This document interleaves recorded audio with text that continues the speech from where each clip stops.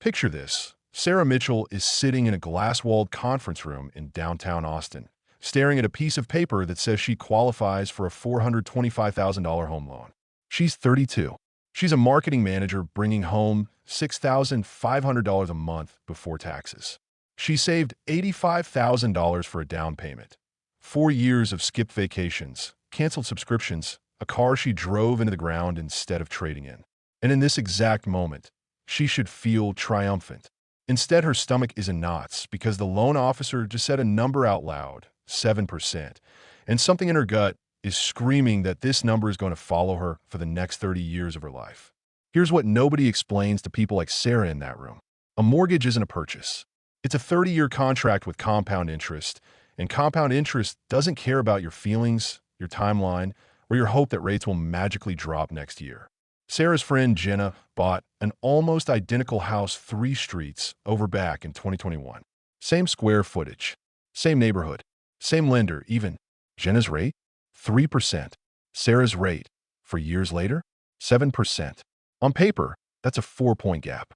In reality, it's the difference between financial breathing room and 3 decades of quiet financial strain.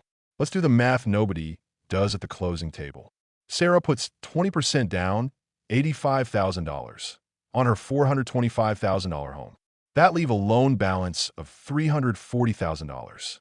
At 7% over 30 years, her monthly principal and interest payment lands at $2,262.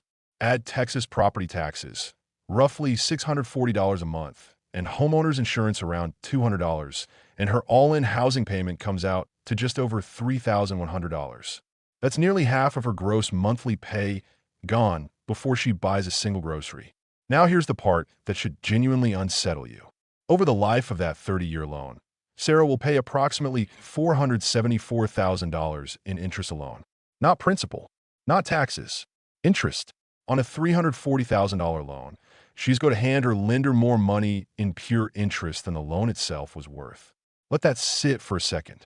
She's not just paying for her house. She's paying for an invisible second house made entirely of interest. But we haven't even reached the number in the title yet. Remember Jenna? Same loan amount, $340,000, but locked in at 3% back in 2021. Jenna's monthly payment, $1,434. Her total interest over 30 years, about $176,000. Now subtract that from Sarah's number. $474,000 minus $176,000. Roughly $298,000. 2 women, same house, same city, same loan balance. The only difference between them is 4 years and 4 percentage points, and it costs one of them nearly $300,000 more in interest alone for the exact same roof over her head. That's the 7% trap. It doesn't announce itself as $300,000 when you're signing 30 pages of documents with a pen that isn't even yours. It shows up disguised as $828, the gap between Sarah's monthly payment and Jenna's. $828 extra a month doesn't sound catastrophic. It sounds like a car payment, a gym membership, and a few dinners out. That's exactly why the trap works. High rates don't hit you with one devastating blow.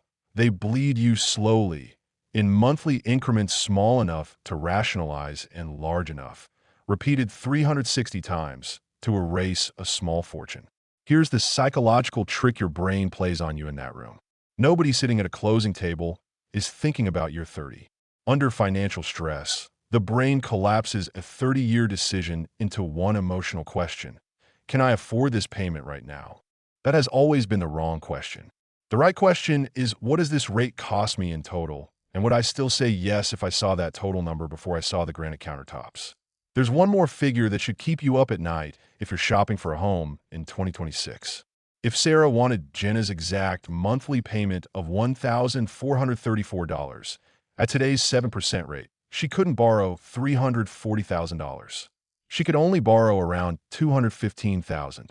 That's a drop of over $120,000 in raw purchasing power. Vanished, not because home prices changed, not because Sarah earns less, but because the interest rate environment shifted underneath her feet while she wasn't looking. So does that mean buying is a mistake? Not exactly. And this is where most finance channels stop being honest with you. Renting isn't free either.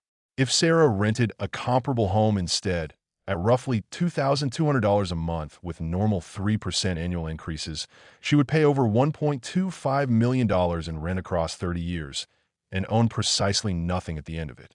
No equity, no asset, no hedge against the very inflation pushing her rent higher every single year. Buying at 7% is expensive. Renting forever is expensive too. The real trap isn't homeownership itself. It's believing the rate you're handed on day one is fixed reality instead of a negotiable, refinanceable, attackable variable. Sarah signed the papers. 7%, $340,000, 30 years. But she didn't sign blind. She built a plan to throw an extra $300 a month at her principal, a move that will cut nearly 9 years off her loan and save her more than $150,000 in interest she was never contractually required to pay. The trap isn't inescapable. It's just invisible to anyone who never runs the numbers before they sign. So here's the real question, and I want you to actually answer it in the comments. If you already own a home at 6 or 7%, are you fighting back with extra principal payments and a refinance plan the moment rates drop? Or are you one of the millions quietly accepting a $300,000 loss because nobody ever showed you this math?